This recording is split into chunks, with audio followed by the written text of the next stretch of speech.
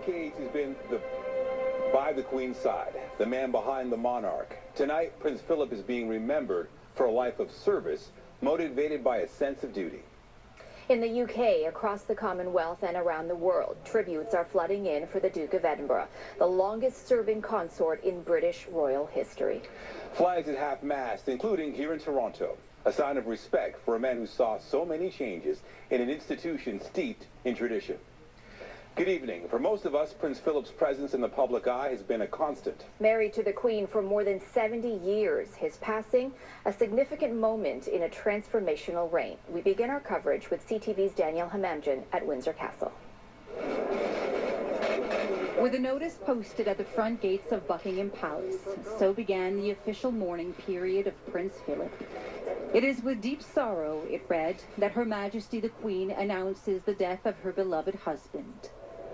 Within an hour, the framed words were removed. The royals have asked members of the public not to gather due to COVID restrictions, but crowds formed nonetheless. Floral tributes are growing both at Buckingham Palace and at Windsor Castle, where the Duke of Edinburgh spent the last days of his life and where he'll be laid to rest. My granddad came to England in the 50s, so he'd always kind of look up to Prince Philip. Prince Philip always had that sense of, duty. The sense of duty British Prime Minister Boris Johnson highlighted as he paid his respects, hailing what he said was the extraordinary life of the royal consort. A man always by the Queen's side, or rather, just 2 steps behind. Like the expert carriage driver that he was, he helped to steer the royal family and the monarchy so that it remains an institution indisputably vital to the balance and happiness of our national life. Those scandals and at times the prince's own gaffes have shaken support for the royal family, there remained great admiration for Philip's 73-year marriage to the Queen and great affection for his service. Fantastic leader, met him on a couple of occasions, had fantastic humour, he bantered with the guys, he loved our company. At Westminster Abbey, bells tolled every minute, 99 times in honour of the prince, who had said he wanted no fuss over his death. But Britain is a nation in mourning. It's a bit silly, isn't it? She's our grandma, really. She's lost her husband, and I suppose we can all relate to that, can't we? Funeral arrangements have been revised due to COVID restrictions. This is a moment in history, but there will be no big crowds. Prince Philip wanted a low-key funeral, and in the end, that's exactly what he'll get. Danielle Hamamdjian, CTV News, Windsor. Direct and quick-witted, Philip's work ethic and personality are just some of the aspects of his life that come to mind for many. But it's his private story that also resonates. His role as a husband, father, grandfather, and great-grandfather. CTV's Paul Workman with the prince's path to the palace. It seemed he was always there, a step or two behind. Never quite the equal of his queen, but in every sense her prince, her partner, and her husband of more than 70 years, a life with a very unusual beginning. He was born on a dining room table in Greece, a great-great-grandson of Queen Victoria. A year later, his father was banished and moved in with a mistress in Monte Carlo. His schizophrenic mother checked into an asylum in Germany, and young Philip was sent off to English boarding schools. He was always living in somebody else's house. But he, of course, doesn't think that's so unusual, because unlike the rest of us who are used to a stable home, he didn't know anything different. He became known as a friendless, emotionless loner who never spoke of his royal background. By the age of 21, he was at war, one of the youngest first lieutenants in the Royal Navy. The summer of 1946, he met his third cousin, the Princess Elizabeth, and a royal marriage was in their future. Philip was committing himself to a woman he loved, to a lifetime of royal duty he feared. In 1952, the king died, Elizabeth became queen. Philip's life changed forever. He adapted quickly and capably. On royal tours, Philip was the one who put crowds at ease, made people smile. And he became a blunt defender of the environment. I'm not trying to be diplomatic, I promise you. I'm trying to be realistic. but he was also gaining a reputation for being too blunt, the Prince of Gaffes. How are you, sir? Are you well, sir? Well, do I look ill? Here, losing patience with a photographer. He never offered excuses, just told people to lighten up. I'll change the way in which I react to things. It's part of that's somebody's style, and it's too bad.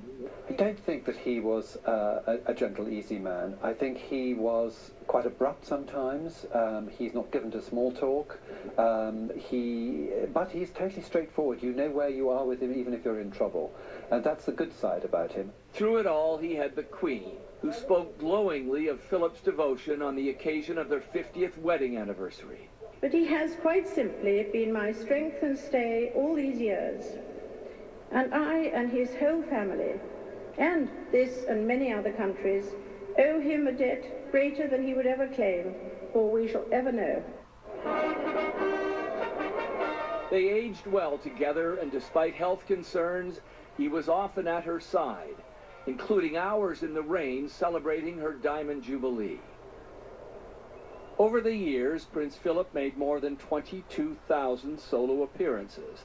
This was his last, in 2017, the day of his so-called retirement. There were still Christmas church services to attend, and royal weddings in the role of the family's aging patriarch. After a traffic accident in 2019, he was forced to give up driving at the age of 97. Every public appearance aroused both curiosity and admiration for his long life, his energy, and sense of duty. It is said he never wanted the life of a royal, but he performed the role to perfection. A prince dedicated to his queen. And CTV's London Bureau Chief Paul Workman joins us now live from outside of Buckingham Palace, where people have been arriving all day to pay their respects. And Paul, as Britain mourns Prince Philip's death, can we expect the Queen or a member of the royal family to make a public comment? We're probably not going to see or hear from the Queen at least until the day before the funeral. Quite likely that seems to be the tradition. That seemed to be what the original planning was. We may hear from some of the children. We may certainly see them as they go into mourning, this period of 8 days at least of mourning in the UK. I doubt that we're going to hear much in the way of public comments from anybody at this point. It is a sad family occasion. They've lost the patriarch, if you like. The Queen is certainly going to be quite saddened. This is a terrible loss for her. You know, they've been together for so many decades, and in fact they've spent the last year together, just the two of them, in isolation because of the pandemic, and now she's going to have to learn to live without Prince Philip by her side. Now, let's talk a little more about the funeral. We know we don't know much, but can you tell us what we know so far, and would there be an opportunity for the public to mourn the prince's passing, considering he asked to not have a state funeral? Yeah, there was never going to be very much public input at all, public participation. Prince Philip said he did not want a state funeral. He did not want to have a lying in state. There was sort of an elaborate 9-day period before he was to be taken to Windsor Castle for the funeral service and burial itself. So the public would have been able to take part in that, to be on the streets and to watch as his body was taken from central London out to Windsor. And then there was supposed to be a period of the body being taken through the streets of Windsor. That's all gone now. That's not going to happen at all. Prince Philip will lie at rest. That's the phrase they're using at Windsor Castle before the funeral. We're still waiting to get a date for that. It will be very much up to the Queen in consultation with the British government about how they now proceed. We're hearing about an 8-day period of mourning, but that's unofficial for the moment. CTV's Paul Workman in London. Thank you, Paul. The Duke of Edinburgh never hid his love for Canada, visiting more than any other member of the royal family. More than 60 trips. Tonight, people from coast to coast to coast are paying tribute. CTV's Annie Bergeron-Oliver reports. Signs of respect echoing through downtown Ottawa. flags at half-mast as a bell on Parliament Hill tolls 99 times, one for each year of Prince Philip's life.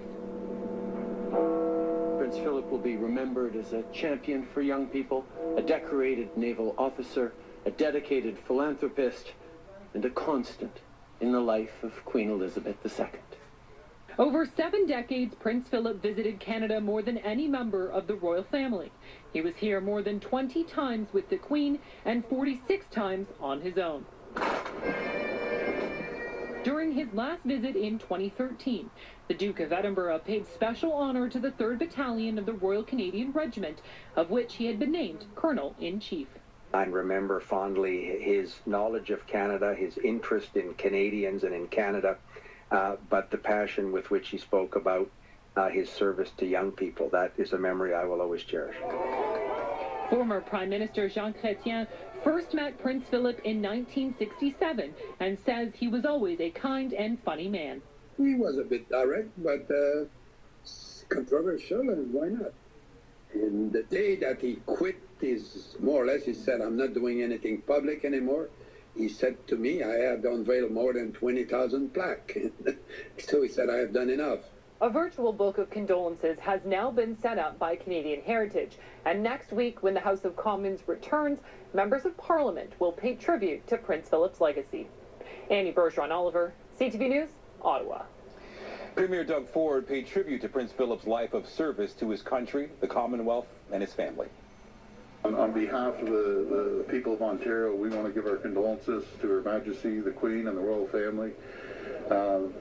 Prince Philip was a father, grandfather, war hero, and he'll be greatly missed.